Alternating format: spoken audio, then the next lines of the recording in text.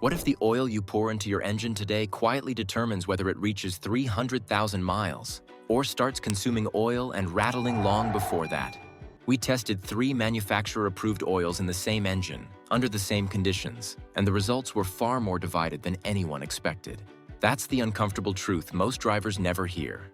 On paper, 0W20, 5W30, and 5W40 all meet specifications. In real driving, they behave very differently.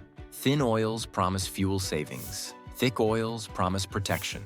But engines don't fail on spec sheets. They fail under heat, load, and time. This test wasn't about forums, opinions, or oil brand marketing. It was about what actually happens after 100,000 miles, when tolerances loosen and heat stress builds. One oil consistently protects where engines wear out, not where brochures look good. Stay to the end, because the winner wasn't the thinnest or the thickest, and that result explains why some engines quietly last decades while others don't. 1. Why this test matters in the real world. Oil debates are oversimplified, and engines suffer because of it. Claims like thinner oil saves fuel or thicker oil protects, but neither statement tells the full story. Owners' manuals are written to meet fuel economy targets, emissions rules, and warranty requirements, not necessarily to maximize engine lifespan past 200,000 miles. SAE and industry studies show modern engines run hotter and tighter than older designs. Direct injection produces up to 30% more soot contamination, accelerating oil shear and wear. With extended oil change intervals, traffic, and turbo heat, oil is under more stress than ever, making oil choice critical to long-term engine survival. 2. Engine and test setup, keeping it fair. This test was built on transparency. We used a stock, mass-market 4-cylinder engine with no tuning, no modifications, and no brand bias. All variables stayed constant. Engine, temperatures, driving routes, oil change intervals.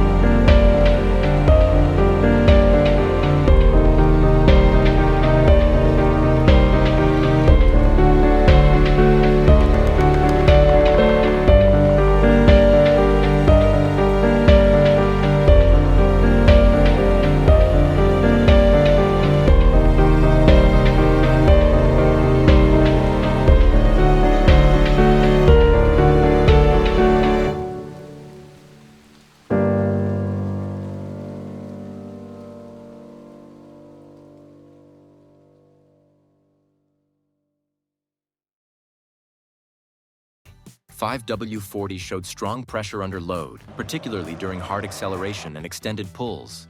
But you could clearly see the trade-off: higher pumping resistance and slower recovery when conditions changed. Takeaway: cold specs grab attention, but hot stability is what protects engines mile after mile. When oil film weakens at operating temperature, metal contact increases, friction rises, and wear accelerates quietly, long before any warning light comes on. If you've made it this far, it tells me you care about understanding your engine. Stick around, because the insights only get more eye-opening from here. There's more real-world testing, more myth-busting, and more mind-blowing explanations ahead that most drivers never hear. Keep watching. You won't want to miss what's coming next. Test number 3, real-world performance and drive feel.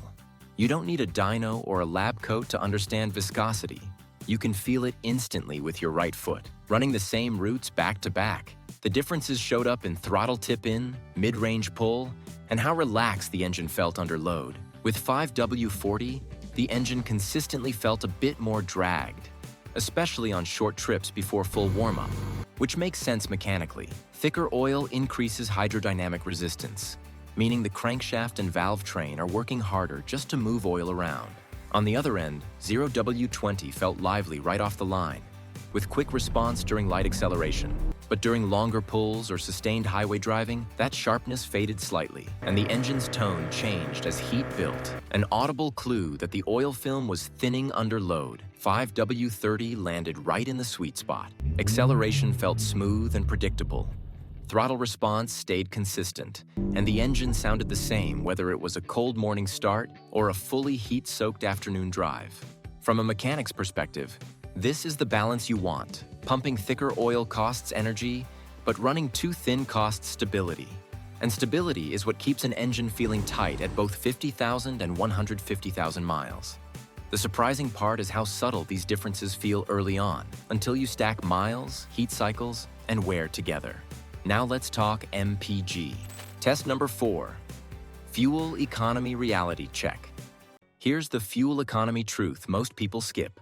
Viscosity changes MPG, but usually not like magic. Across our phases, 0W20 did trend slightly better, especially on short trips, but the gap wasn't dramatic. That aligns with fleet and test data showing typical gains from lower viscosity oils, often in the 0.5% to 1.5% range, depending on the engine and duty cycle. In other words, you might see a tiny bump, not a night and day transformation. 5W30 was often close once the engine was fully warm, because real traffic and speed changes dilute the advantage. 5W40 showed a small penalty, most noticeable in stop and go, where pumping resistance matters more. And here's the kicker. The oil everyone assumes is the MPG champ didn't win as cleanly as expected once we looked at the full picture. Even if you drive 15,000 miles a year, a 1% swing is just a few gallons. So the real question becomes, what did you pay and where to save that fuel? 4. Wear protection reality. How engines actually die. If you want to understand oil, stop thinking about failure and start thinking about slow loss. Engines usually don't die in one moment. They lose compression quietly, then the symptoms show up later. Wear protection is a combo of film strength, additive package health, and shear stability. As oil shears down, it can behave like a thinner grade, and as additives deplete, it loses its chemical ability to protect. That's why timing chains stretch, rings start sticking, and oil consumption creeps up. Additive companies and researchers have even run experiments specifically to understand timing chain wear and how formulations affect it. And here's the myth buster. Thicker oil doesn't fix wear. It can hide it by raising pressure while the underlying parts keep degrading. The goal is stable protection across the whole interval. Cold start, fully hot, and heat-soaked in traffic. Once consumption rises, burned oil can damage the catalytic converter, turning a small wear issue into a big bill. 5. The hidden weakness of 0W20. 0W20 doesn't destroy engines overnight, but it quietly shrinks the safety cushion your engine depends on when heat and stress pile up. Think summer traffic, long hills, high RPM merges, or a turbo working hard. Temperature climbs, viscosity drops, and film thickness shrinks. Research on low viscosity oils by Science Direct notes that while they can reduce friction, they may increase contact friction under high power demand, exactly the moments when protection is most needed. In our runs, 0W20 performed well on cold starts and held pressure well when everything stayed gentle, but it lost pressure sooner as heat soak accumulated. That's how damage happens. Not a bang, but tiny extra wear every hot cycle. If you keep a car past warranty, that extra wear shows up later as timing noise, rising consumption, and a tired engine feel you can't tune away. You can reduce the risk by shortening intervals, using a high-quality synthetic, and avoiding hard pulls before full warm-up. 6. Where 5W40 starts to work against you. 5W40 is the bodyguard oil. Great when you're actually in a fight, but sometimes it makes daily life harder than it needs to be.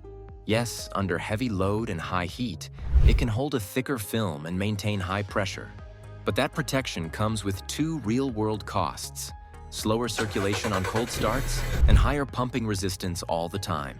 In our colder mornings, 5W40 took longer to settle down, and you could hear more brief valve train noise before pressure fully stabilized. On short trips, the engine often did not stay hot long enough to need that extra thickness, yet it still paid the pumping penalty.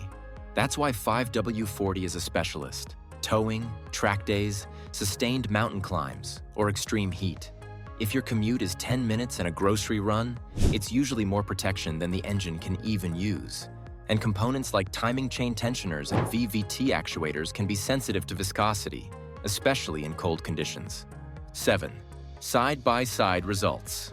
What the data made clear. When we lined everything up side by side, the pattern got loud. 0W20 delivered the best efficiency trend, especially early in the interval, but it showed the weakest hot pressure margin and the quickest feel of thinning after repeated heat cycles. 5W40 was the opposite, strongest under load, but slower at cold start and less friendly for short trip life. Then 5W30 sat right in the pocket, fast enough on cold starts, stable enough when fully hot, and consistent from the first mile to the last. That's the keyword: consistent. Real engines love consistency because known pressure and known film strength reduce surprise wear. So the data didn't crown an extreme, it crowned balance. And that leads to the winner most people don't expect, because it didn't dominate one test, it dominated the real-world average. 8. The clear winner, and why it surprised people. All right, here's the verdict. 5W30 was the clear overall winner.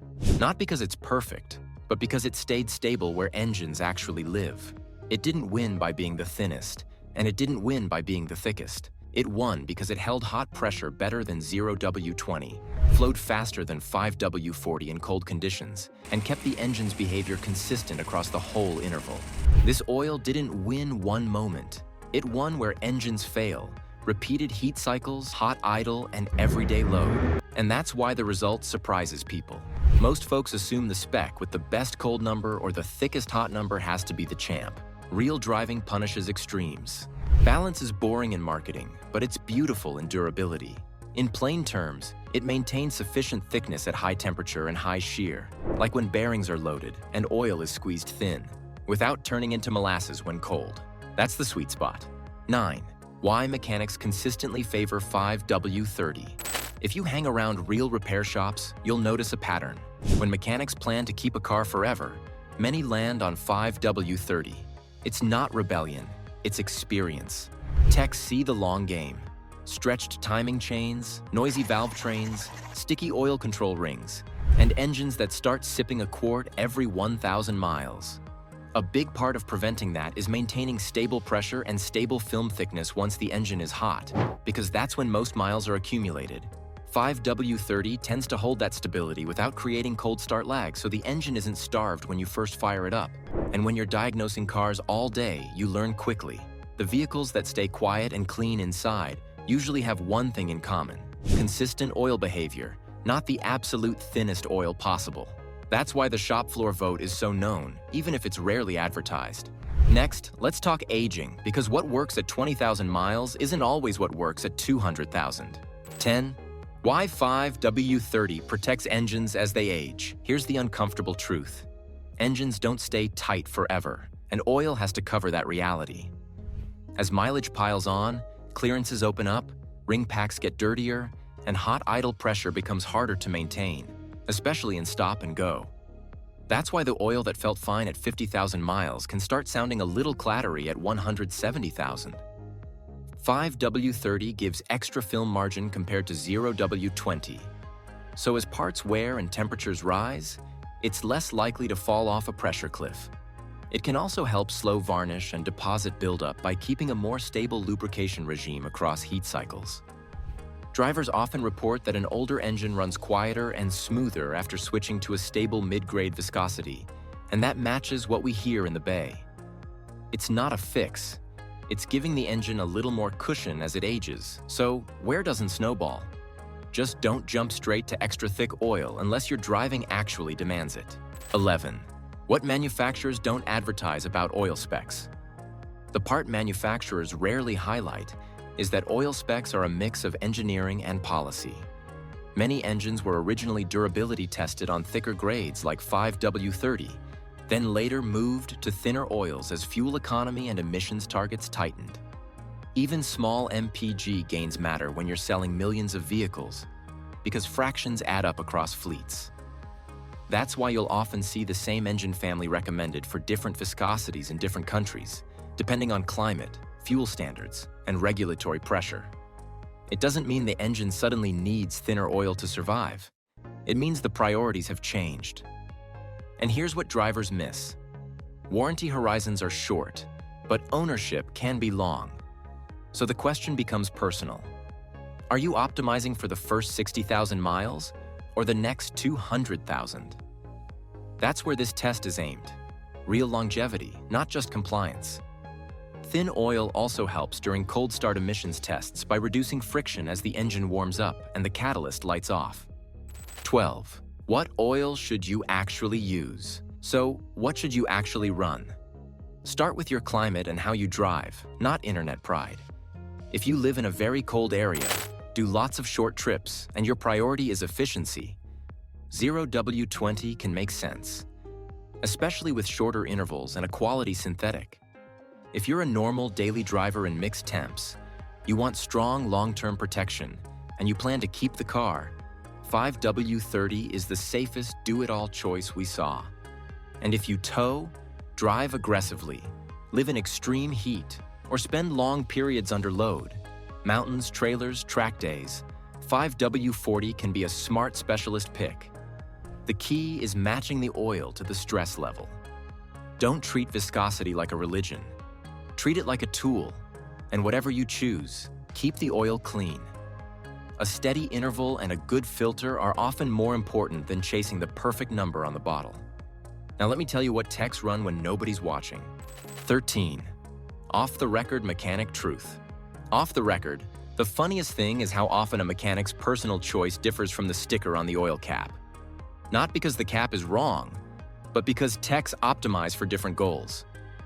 Fuel economy sells cars and helps manufacturers hit fleet targets, but longevity keeps your wallet intact.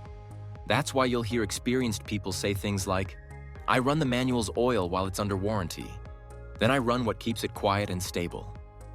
Most of the time, that lands in the 5W30 neighborhood for a daily driver, especially once mileage climbs. And when a vehicle is worked hard, towing or extreme heat, some will step up to 5W40 for extra hot margin. The common thread isn't ego, it's consistency. Mechanics see what comes back on a tow truck, and it's usually heat stress, neglected intervals, and oil that couldn't stay stable when it mattered. Now let's wrap this up with the ranking. Final takeaway. Why this test matters. Engines don't care about marketing. They care about stable oil film, pressure, and heat control. In real-world driving, 0W20 delivered efficiency and cold start benefits, but had the smallest hot safety margin. 5W40 protected well under load, but worked against cold flow and short trips. 5W30 won because it stayed balanced. Fast enough cold, strong enough hot, and consistent over time. And that matters, Because most engine wear happens long after the new car phase. What oil do you run? What's your mileage? And what climate do you drive in? Drop it in the comments and let's compare real-world results. If you've watched this far, thanks for sticking with the breakdown. It shows you care about what really keeps an engine alive. Hit like and subscribe so you don't miss more real-world testing and no-nonsense explanations. Drop a comment with the oil you're running and your mileage. And before you go, check out the next video, why US cars use 0W20, but the same engines use 5W30 abroad. It connects directly to what you just saw and explains what most drivers are never told.